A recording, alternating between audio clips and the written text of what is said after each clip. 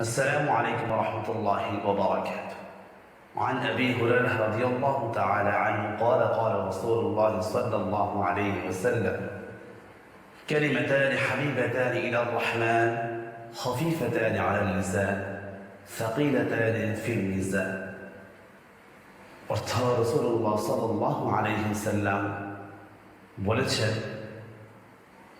দুটি বাক্য রয়েছে যে বাক্যগুলো মহান দয়াময় আল্লাহ সুবহানাহু ওয়া তাআলার কাছে অত্যন্ত প্রিয়, মুখে উচ্চারণ করতে খুবই সহজ এবং মিজানের পাল্লায় অত্যন্ত ভারী।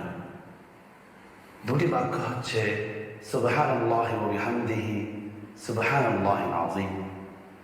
রাসূলুল্লাহ সাল্লাল্লাহু আলাইহি ওয়াসাল্লাম বলছেন, তোমরা সকাল সন্ধ্যা ফজরের পর এবং মাগরিবের পর এই আমলটি তোমরা